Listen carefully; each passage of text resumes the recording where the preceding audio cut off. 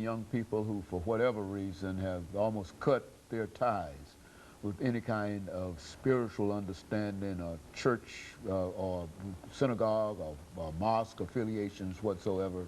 Would that be a fair assessment in terms Well, there are some. In fact, there's, Dr. Haney, there's almost a perception that is in fact the truth. What I learned from this questionnaire is that many young people, in fact, most of the young people who responded, have a strong belief in God. They believe in the power of prayer. They believe in the importance of fellowship. They believe in the importance of quiet time and Bible study. They believe in the importance of attending church on a regular basis, even though many said that during their first year, their freshman year, was something they got away from. Because the other thing I need to mention is that most of the people who completed this questionnaire were upperclassmen looking backwards and saying, if you had to do it over again, this is how I would do things.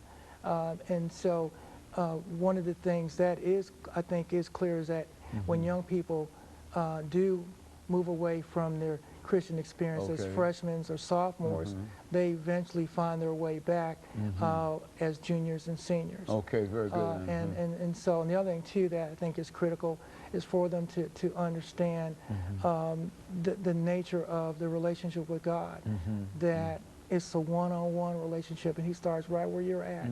And so you may be having problems in terms of grades, problems in terms of performance, problems in terms of wanting to be part of a group. And the fact of the matter is that God loves you just as you are. And you're on the campus for a reason. And part of the book talks about how you can find what your call really is in life.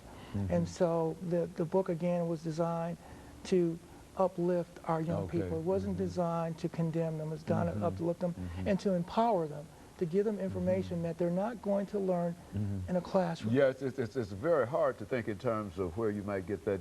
You know, we might have an orientation course, but in many instances, those orientation courses simply are sort of limited in terms of what they can do. You see, but that's, I think that serves a real need on many college campuses today, and I'm sure that you've had a good reception in reference to it. What has been the reception in reference to what it's you've been done?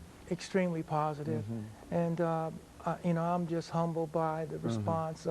I wanted this to be viewed as actually a ministerial tool to help reach out to our young people, and it's been very positive. You know, I think that we're going to show some graphics of the book cover itself here. And, well, what are some of the things that you can say in reference to the placement of this book so far? I mean, you went through this whole process of getting it published and et cetera. But what kind of book club kind of information have you received in Well, what I can tell you is that if you are interested in the book, there are a couple of websites you can go to. The one website is called SenecaDreams.com, the American Indian Seneca, SenecaDreams.com. You can also go online, and you can also go to a website called ThorDistributions.com, and Thor Distribution actually provides services for Davis Kid and a lot of the different bookstores in the area. But by going to SenecaDreams.com, you can actually order the book online. Our hope is that it will be picked up by some of the major book clubs like Crossroads and some of the other book Very clubs. good. And so you've tried to make some arrangements in order to give it as wide a circulation as you can possibly give it. And you're finding that there has been a very, very good response to it. It's been very positive. And again, as a new writer, that is very encouraging. And I also understand, again, that this is the kind of book that it speaks for itself. And where there is a need, God is going to be there, and there's a need here. And so I'm very hopeful about its reception. Well, what about your publishers? Yeah, well, I actually self-published. The company that is printing the book is RJ Communications, located in New York, and they were responsible for the marketing, the advertising, a lot of the graphics that you're going to show on the show today.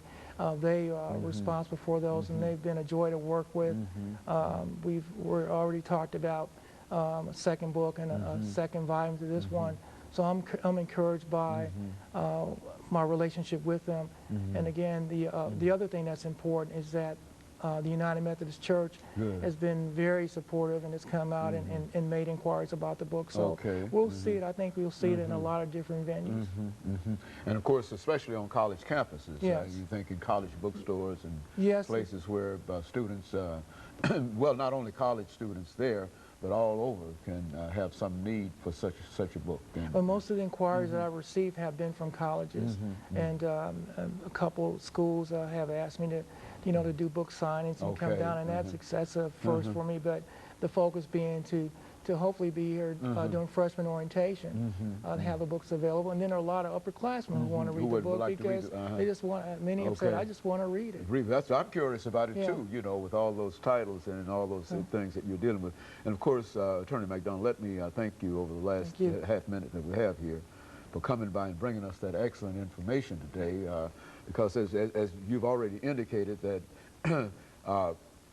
Making it in college is a real difficult proposition for a large number of people, and if in any way you can shed a little light in terms of making it easier to make that transition from high school to college, then certainly we would encourage that effort. And of course, let me encourage our audience to tune in again next week for another informative edition of Comments.